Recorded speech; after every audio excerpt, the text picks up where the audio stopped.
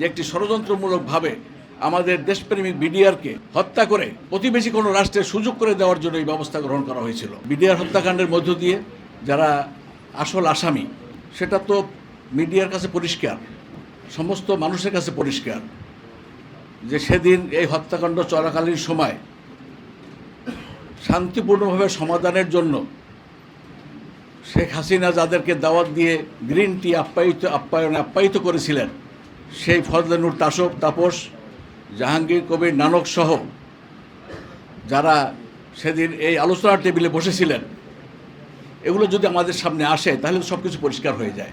যাদেরকে গ্রেপ্তার করা হলো, পাঞ্জাবের জগতে একটি বিশ্বস্ত নাম শাবাব এথনিক ওয়্যার। ওই ঘটনার নায়ক ভিতরে যিনি ছিলেন তোরাব আলী, তার কি বিচার হলো?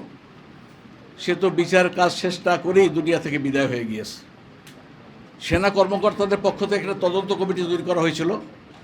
সে রিপোর্ট শেখ হাসিনার সামনে সেনাকুঞ্জে উপস্থাপন করা হয়েছিল। সেই রিপোর্টও আলোর মুখ দেখতে পারেনি। এই সমস্ত রিপোর্টগুলো সহ যদি আমাদের সামনে আসে তাহলে দেখা যাবে যে এগুলোর সাথে কারা জড়িত ছিলেন। দিবালোকের মতো স্পষ্ট। এগুলোর জন্য খুব গভীর তদন্ত কর্মকর্তার দরকার নেই।